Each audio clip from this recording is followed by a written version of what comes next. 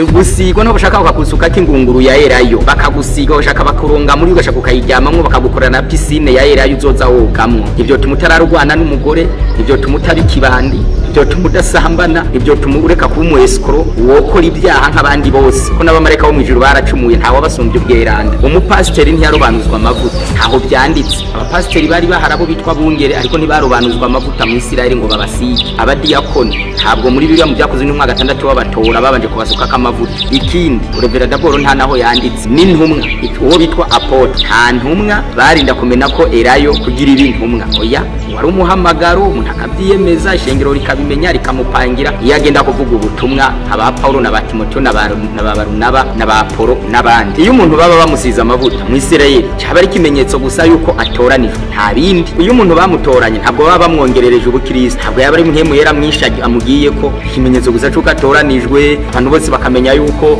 abaye umwami nkakujya dutora president bikamenyekana ati yatsinze ntiwazoturongora muri ino myaka ahubwo muzosoma n'abatoranye imana yabashiraka amategeko asumba yabizera bandi basanzwe ati ni wakoranya uzobwiye tuzoca tuvavanura ndabaha karorero kuko abantu batatu uwitwa Yewe uyu nsomye mu bami wa mbere 19 mu bami ba kabiri gice cicumi umurongo wa 29 kugeza 36 yakoze ibyaha agwa mu buhakanyi kandi yarasizwe Dawidi muri Samuel ya kabiri gice ca 11 nawe yaguye mu busambanyi murabizi Salomo yahindutse indaya kandi yari yarasizwe ro gusigwa suko Kristo byongera ariko babazi yuko ntubavuze ngo Eric yarasizwe nubwo hari abantu nk'ubu barinde bavuga ati none Eric yasizwe nande unwa ngo umuntu kugira yitwa umukozi w'Imana ateza kuba yarasizwe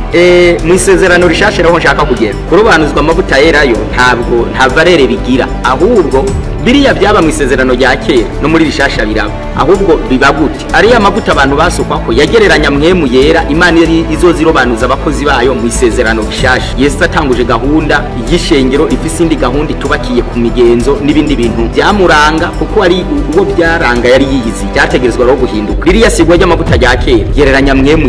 yera ubu niwe Imana ikoresha mu kudusiga ndasoma mu cete cya kabiri cy'abakorinto Paulo andika abakorinto igice cya mbere umurongo wa 21 hanyomoza ibyo bintu byose by'ibinyoma abantu bazo barabesha mu isezerano risha nta muntu barobanuza amavuta yerayo ngo kibe kiba kimenyetso yuko ahawe uburuhusha na diplome na certificate byo kuja gukorera Imana sibyo ahubwo bana karorero Yesu muri Matayo igice cya 28 kuri 16 kuza ku 20 yiyeretse intumwa yazutse yababwiye ngo ehe mpawe ubasha mu ijuru no mwisi nuko ni mugende abagabo baragiye ntaho banyuze ntaho bagiye gusinyisha iryo dini hanaho baciye bace bagenda baja kubwiriza ubutumwa Yesu ababwira ati ahubwo manze murindiriye Yerusalemu muronke mpemu yera bamurotse ku munsi wa Pentecote biri mu byakozwe n'intumwa igice cya kabiri uwo mpemu yera baronse bari basizwe nta bindi birori bya certificate no kurya inyama n'umuceri n'ibiki byose no kubasuka kwerayo bazanye mu ihembe byabaye ibyo ni ibinyoma bishaje harageze ko n'abantu baze bareka kubeshabesha abantu n'abantu b'Imana babeshwa ibintu bitabaho haranditse ngo Imana niyo idukomezanya namwe muri Kristo kandi niyo yaturobanuje amavuta Imana mu isezerano rishasha niyo irobanuza abakozi b'Imana amavuta ayo mavuta nayihe haranditse